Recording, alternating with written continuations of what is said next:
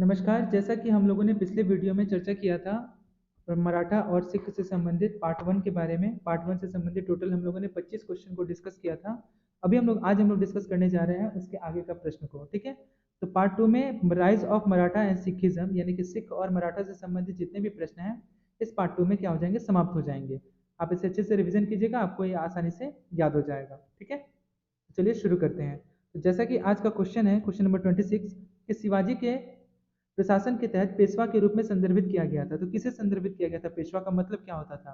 आपके पास ऑप्शन है धार्मिक मामलों के मंत्री, रक्षा मंत्री, मुख्यमंत्री, न्याय मंत्री। तो इसका आंसर हो जाएगा option number C, chief minister यानी कि मुख्यमंत्री। शिवाजी के प्रशासन के तहत पेशवा के रूप में संदर्भित किया गया जो वर्ड था, जो शब्द था, वह था आपका चीफ मिनिस्टर यानी कि मुख्यमंत्री। आगे बढ़ते हैं हम लोग नेक्स्ट प्रश्न की तरफ। क्वेश्चन नंबर 27, किस वर्ष शिवाजी को छत्रपति के रूप में ताज पहनाया गया था? आपके पास ऑप्शन है 1608, 1646, 1674, 1710। जैसा कि मैंने पिछले वीडियो में चर्चा कर दिया था कि शिवाजी का जो राज्याभिषेक हुआ था यानी कि उनको ताज पहनाया गया था वो 1674 में, यानी कि ऑप्शन नंबर सी हमारा करेक्ट आंसर हो जाएगा। Question number 28, Chhatrapati Shivaji terminus station dash द्वारा डिजाइन किया गया था, यानी कि किसके द्वारा छत्रपति शिवाजी टर्मिनस डिजाइन किया गया था? ऑप्शन ए है Frederick William Stevens, option B है सेंटियागो कैलात्रावा, ऑप्शन सी है फजलुर रहमान खान और ऑप्शन डी है फ्री ओटो। तो इसका आंसर हो जाएगा option number A, Frederick William Stevens द्वारा Chhatrapati Shivaji terminus station design किया गया था। ठीक है, नेक्स्ट क्वेश्चन की तरफ हम लोग आगे बढ़ते हैं। Question number 29, Shivaji was crowned in the year, वर्ष किस वर्ष में शिवाजी की ताजपोशी हुई? ये क्वेश्चन अभी हम लोग डिस्कस कर चुके हैं, पॉइंट नंबर डी, यानी कि इसका आंसर हो जाएगा 1674। क्वेश्चन नंबर 30 की तरफ आगे बढ़ते हैं। क्वेश्चन नंबर 30 है कि निम्नलिखित पेशाओं में से कौन नाना साहेब के नाम से लोकप्रिय था? Very very important question. Option है बालाजी विश्वनाथ, बाजीराव, बालाजी बाजीराव और आपका ऑप्शन नंबर डी है माधवराव। तो इसका आंसर हो जाएगा बालाजी बाजीराव थे, यानी कि ऑप्शन नंबर सी इसका करेक्ट आंसर हो जाएगा। बालाजी बाजीराव जो थे वो नाना साहेब के नाम से बहुत ही ज्यादा लोकप्रिय थे। क्वेश्चन नंबर 31, क्वेश्चन नंबर 31 है कि मध्ययुगीन भारत में शिवाजी के शासनकाल के दौरान चिटनिस नामक अधिकारी की भूमिका थी। ऑप्शन ए है राजा के व्यक्तिगत सुरक्षा गार्ड का प्रभारी, ऑप्शन बी है आपका खुफिया जासूसी गतिविधि में प्रभारी, ऑप्शन सी है शाही दरबार में समारोह की बात हो उसके बारे में प्रभारी, ऑप्शन डी है आपका राजा को उसके समाचार की सहायता करना। इसका आंसर हो जाएगा ऑप्शन नंबर डी, राजा को उसके पत्राचार की सहायता करना। ठीक है, ध्यान में रखिएगा। नेक्स्ट क्वेश्चन की तरफ आगे बढ़ते हैं। क्वेश्चन नंबर 32 है between home was the treaty of Purandar in 1776 made. तो 1776 में पुरंदर की संधि किसके बीच हुई थी? तो यह भी आपसे कभी कभी एग्जाम में पूछा गया है कि पुरंदर की संधि जो हुई थी वह कब हुई थी?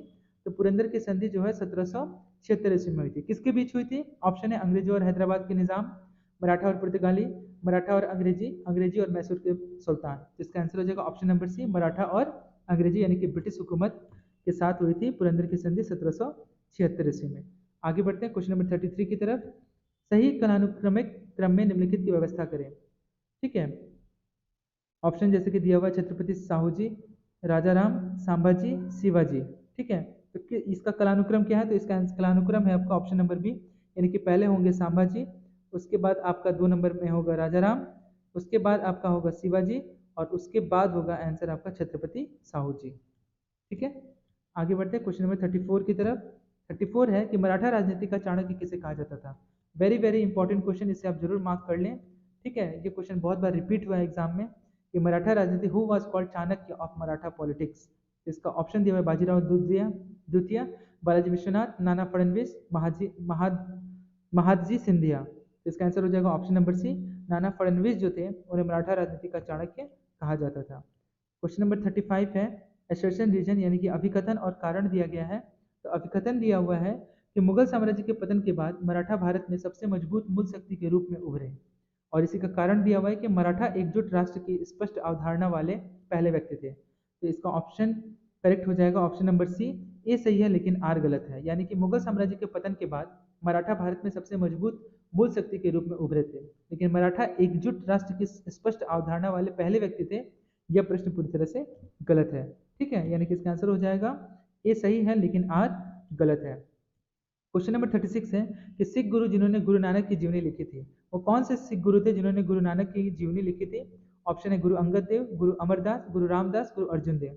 इसका करेक्ट आंसर हो जाएगा ऑप्शन ए, गुरु अंगद देव जी जो थे वो सिख गुरु गुरु नानक के जीवनी को लिखे थे। क्वेश्चन नंबर 37, सिख सैन्य संप्रदाय खालसा किसके द्वारा शुरू किया गया था? ऑप्शन है आपका हरिराय, हरकिशन, गोविंद सिंह, तेग बहादुर। तो इसका आंसर हो जाएगा गुरु गोविंद सिंह जी द्वारा खालसा पंथ की स्थापना की गई थी। ठीक है, ये आप जरूर ध्यान में रखेंगे। क्वेश्चन नंबर 38 है कि अकाल तख्त द्वारा निर्मित किया गया था, तो किसके द्वारा अकाल तख्त का निर्माण किया गया था?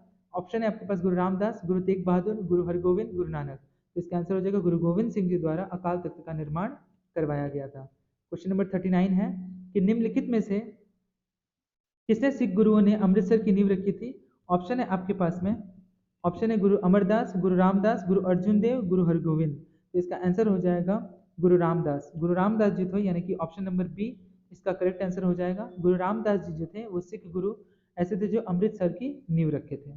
ठीक है, और अमृतसर में ही गोल्डन टेम्पल यानी कि स्वर्ण मंदिर अवस्थित है, जिसका पहले पुराना नाम था हरमंदिर साहिब। यह भी आप ध्यान में रखेंगे। आज इसका नाम स्वर्ण मंदिर है, गोल्डन टेम्पल है, लेकिन इससे पहले इसका नाम था हरमंदिर साहब। ठीक है, क्वेश्चन नंबर 40 की तरफ हम लोग आगे बढ़ रहे हैं। The founder of the independent Sikh state was, स्वतंत्र सिख राज्य के संस्थापक कौन थे? ऑप्शन है गुरु नानक, गुरु गोविंद सिंह, दलीप सिंह, महाराजा रंजीत सिंह। तो इसका आंसर हो जाएगा ऑप्शन नंबर डी, महाराजा रंजीत सिंह जो थे वो स्वतंत्र सिख राज्य के संस्थापक थे। ठीक है, क्वेश्चन नंबर 41 की तरफ हम लोग आगे बढ़ रहे हैं। गुरु नानक का उत्तराधिकारी कौन हुआ? ऑप्शन है गुरु अंगद, गुरु रामदास, गुरु अर्जुन, गुरु हरगोविंद। इसका आंसर हो जाएगा गुरु अंगद जी जो थे वो गुरु नानक के उत्तराधिकारी थे। क्वेश्चन नंबर 42 है the Sikh Guru who wrote Zafarnama in Persian was, वो कौन सिख गुरु थे जिन्होंने फारसी में जफरनामा लिखा था? ऑप्शन है गुरु हरिराय, गुरु हरकृष्ण, गुरु गोविंद सिंह, गुरु तेग बहादुर। तो गुरु गोविंद सिंह जो थे उन्होंने जफरनामा लिखा था फारसी में। क्वेश्चन नंबर 43 है कि which was the birth place of Guru Nanak, Guru Nanak का जन्म स्थान कौन सा था? ऑप्शन है आपके पास गुरदासपुर, अमृतसर, लाहौर, तलवंडी। तो तलवंडी नामक जगह पर गुरु नानक जी का जन्म स्थान है, उनका जन्म हुआ था। Question number 44 very very important, Khalsa पंथ किस वर्ष में गुरु गोविंद सिंह द्वारा अपनाया बनाया गया था? आपके पास ऑप्शन दिया गया है, आपके पास ऑप्शन है 1599, 1707, 1699, 1657। तो इसका आंसर हो जाएगा खालसा पंथ जो है वो गुरु गोविंद सिंह जी द्वारा बनाया गया था सन 1699 में। ठीक है, क्वेश्चन नंबर 45, क्वेश्चन नंबर 45 है which is the Holi book of the Sikh religion, Sikh धर्म की धार्मिक पुस्तक कौन सी है? तो सिख धर्म की धार्मिक पुस्तक का नाम है गुरु ग्रंथ साहिब, जो कि गुरुमुखी लिपि में लिखी गई है। गुरुमुखी, गुरुमुखी यानी कि गुरु के द्वारा, गुरु के मुख से निकली हुई वचन यानी गुरु के मुख से निकली हुई वाणी से लिखी गई है। तो इसकी लिपि का नाम है गुरुमुखी लिपि। किस ग्रंथ से लिखी गई है? तो गुरु ग्रंथ साहिब में। इसका गुरु ग्रंथ साहिब जो है वो सिख धर्म की पवित्र पुस्तक है। ठीक है, तो इस तरह से हमारा जो क्वेश्चन आंसर का जो दौर था वो सिख और मराठा से संबंधित टोटल 45 प्रश्नों को हम लोगों ने देखा। आप इसे अच्छे से रिवाइज कर लीजिएगा। ये पूरी तरह से समाप्त हो गया। पार्ट 1 और पार्ट 2 में ये पूरी तरह से सिख और मराठा जो है ये सेशन जो है पूरी तरह से कंप्लीट हुआ। आज के लिए इतना ही। नेक्स्ट क्लास में हम लोग नए टॉपिक को लेकर के चर्चा करेंगे। बहुत बहुत धन्यवाद।